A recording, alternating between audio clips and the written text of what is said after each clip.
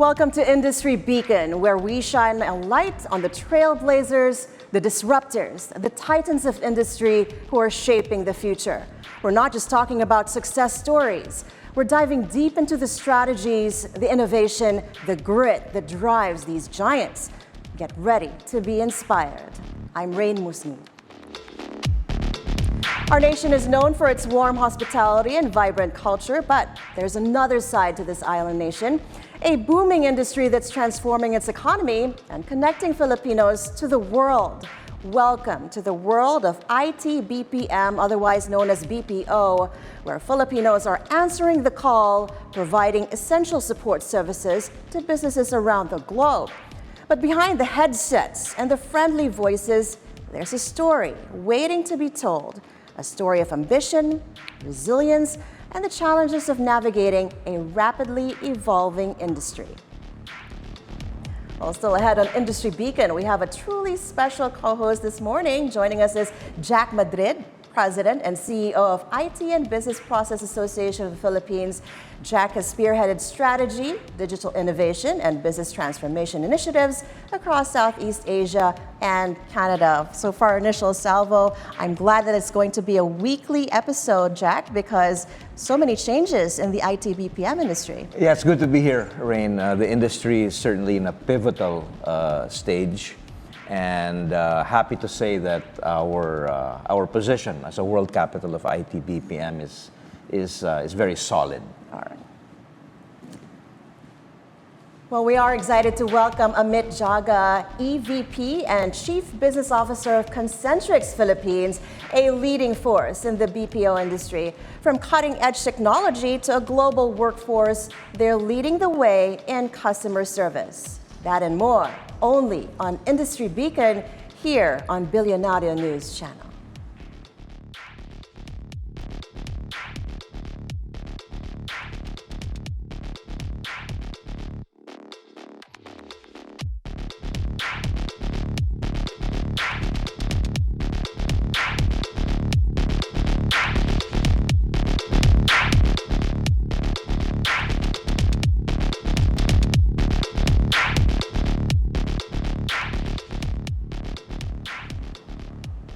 Welcome back to Industry Beacon.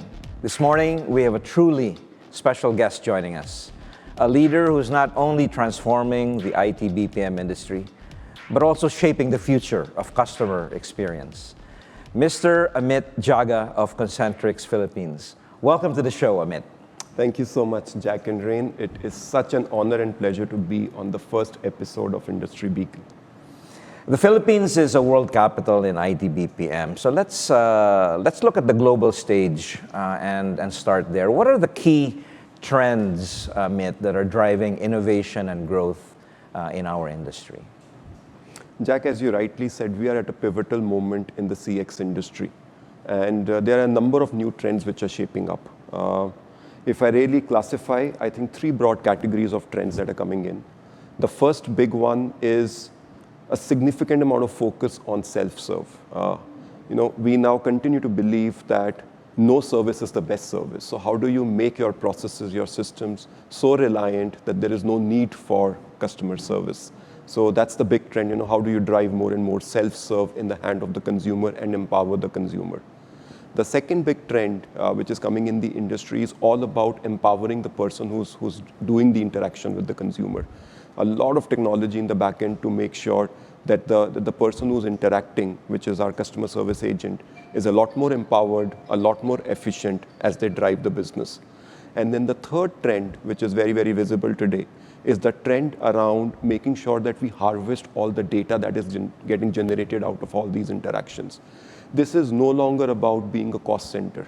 How can you generate revenue? How can you fix broken products? How can you come up with ideas around new products for your clients? So that's the entire element of analytics and data that is driving the industry forward. Amit, we've heard about automation and artificial intelligence in the past 18 months. We've also talked about the growing skills gap in talent.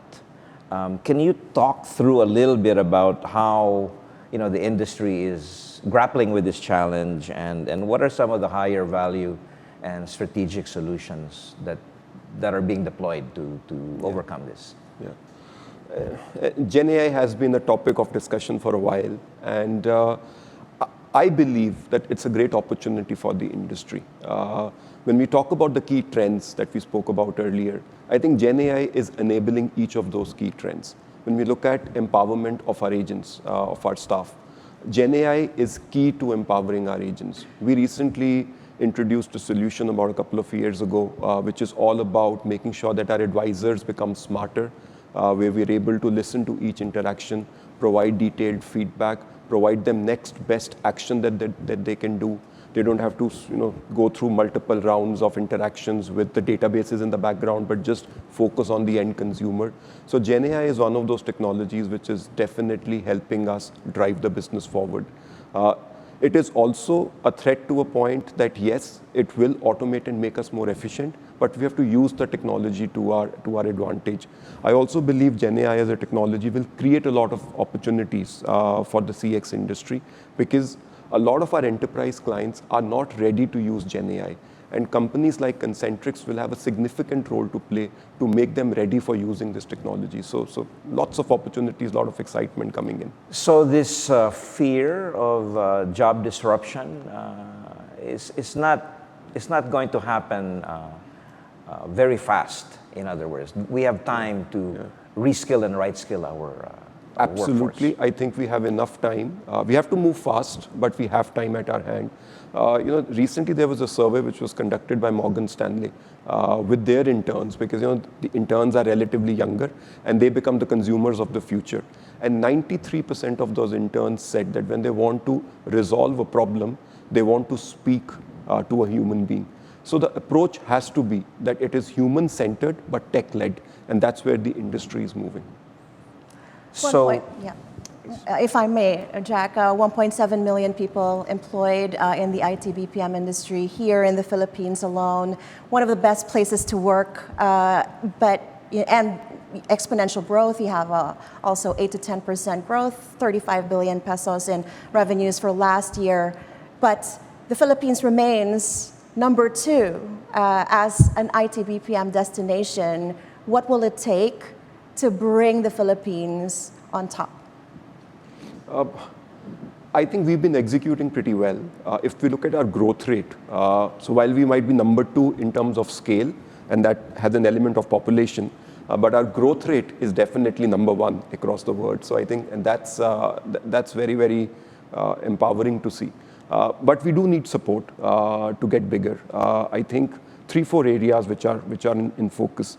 The first one is around competitiveness on cost. How do we become more efficient in the Philippines? If you look at some of our expenses that we incur, the cost of healthcare in the country, the cost of telecom in the country is still relatively higher. Even the cost of electricity and power in the country is still relatively higher. So how do we become more efficient around some of those areas so that the overall cost to do business in the Philippines becomes more competitive is definitely one of the focus areas that the country needs to put on.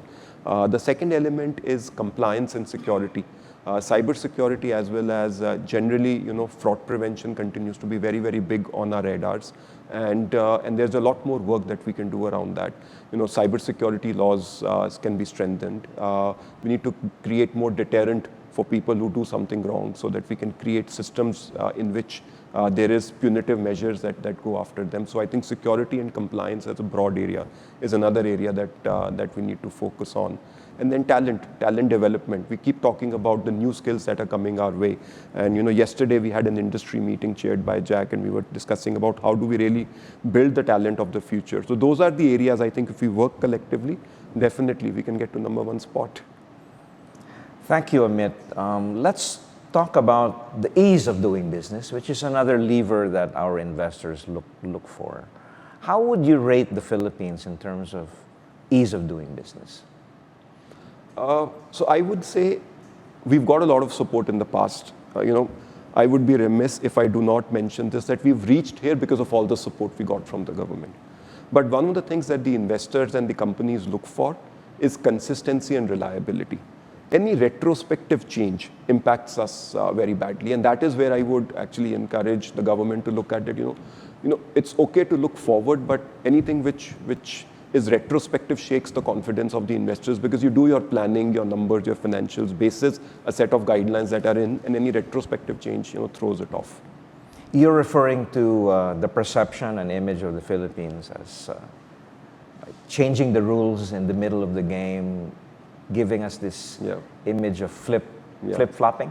Correct. I mean, like the work at home, work at site issue, Jack. I mean, we've been going through that. I mean, a more consistent view always helps the industry. I mean, people can then do their modeling and then they know what they're entering into versus getting surprised later. Let's change gears a little bit, Amit. One of the directives of IBPAP's Roadmap 2028 has really been a sustainability and ESG-driven agenda. And I know that your company, Concentrix, has been at the forefront of these types of activities. Can you talk a little bit about what you're doing for sustainability? Yeah, absolutely. That's a great question and very timely.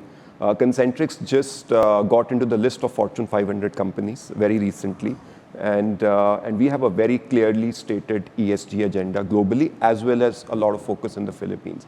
If I look at the Philippines, we recently granted through our Think Human Foundation, that's the foundation that we run for our ESG efforts, we granted almost 37 million pesos around water as well as youth development in the Philippines, so specifically dedicated to the Philippines, because we want to really make sure that we give back to the communities that we operate in. That's at a macro level, but more at a micro level, we've got 53 sites in the Philippines, and each of those sites have been goaled to adopt a community which they create as a self-sustained community of the future. A lot of those communities are actually displaced people who come together, and we provide means for them, working with the local governments, the LGUs, so that they become sustainable for the future and are not dependent on anybody else. So those are some of the other things that we are working on from a sustainability perspective. On the environment side, last year we planted 130,000 trees in the Philippines, so that was a big accomplishment for the organization. And a number of other things around climate as well. 50% of our energy in the Philippines is now renewable energy, which we are very, very proud of. And I think 17 kilowatts of energy saving initiatives annualized is what we've been able to deliver. 53 sites, over 100,000 employees nationwide. Countryside is a very big thrust of the industry with many benefits for local economies. What would your words of advice be to anyone seeking, a career in our industry, Amit? So going back to your first part, I think countryside is of huge advantage to us. I think it is still underpenetrated. We recently made investments in cities like Naga, CDO, Bacolod, where we feel there's a lot of talent, which needs to be developed, which needs to be sharpened, obviously. But the base talent exists, and we need to work together with the local governments as well as the schooling education system to enhance them. In fact, recently we started a program called Turu Guru, which is train the teachers of Department of Education, so that they become more aware about our industry, about the IT BPM industry, and really help us drive the talent needs that we have. So that's on the countryside. Advice that we can give to our younger population in the Philippines. See, the industry is moving towards more complexity. With more and more automation, the simpler transactions are obviously going away. So what we need in our people is obviously one, great communication skills to speak to individuals across the globe. They could not just be from the US, but across all markets across the globe, like Australia, even locally, Philippines, Singapore. So how do you become a global citizen and have great interactions with individuals?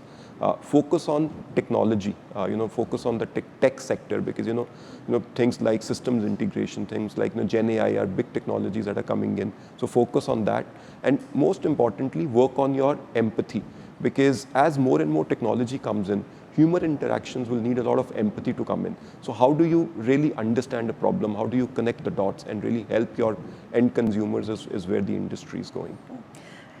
There's still a shortage of about 800,000 talents in the IT BPM industry in the Philippines. We understand that your company, Concentrix, is actually investing in your people, not just in terms of capitalization for the business. How do we see this happen, not just in talent development, but also in the hiring and talent retention process here in the country? Yeah. So number of things. First is, for example, as I earlier said, countryside is underpenetrated. We now have Gen AI technology through which we can actually improve the quality of interactions that the staff is doing. Because there are tools that sit on top in our telephony and help improve the accent of a person, help improve the communication of a person. I think that's a big enablement that we can provide. We obviously invest a lot in upfront training. Anybody who comes and joins us goes through about a couple of months of training upfront, which is communication, product. I mean, if they're joining a banking industry within our portfolio, then they will go through the 101s around banking, the specifics around the product. So quite a bit of investment. Like the first couple of months, people are not productive for us. We only invest in them to make sure that they graduate to the point where they become enabled to talk to end consumers. So quite a bit of investment there. And then a lot of technology intervention as well. For example, we've got a tool called Alba, which is a training platform which provides us a sandbox environment where people can actually start doing their interactions without speaking to a live consumer. So that it gives them confidence because they're speaking to somebody, but it's not a live consumer, it's Gen AI in the background. And they're doing role plays. So they do like 20, 30, 50 role plays before they do their first interaction with the consumer. So the speed to proficiency, which is a very, very critical metric in the industry, goes up significantly. Well, thank you so much for joining us on the show, Amit. It's been a pleasure learning some of the key insights that's driving the IT BPM industry. Yeah, as I said earlier, a pivotal next couple of years as we see the interplay of artificial intelligence, human agents interacting with our global customers. So it's going to be an interesting industry to continue to watch over the next few years. And we're looking forward to seeing more of Mr. Amit Jagga as well as Concentrix Philippines. That's it for today. Thank you so much for joining us. See you tomorrow for more enlightening discussions on Industry Beacon. This is Rain Musngi. Stay tuned for Pathways to Success. You can catch Bilyonaryo News Channel on Free TV, Channel 31, and on Signal, Channel 24. Bilyonaryo News Channel, always on top.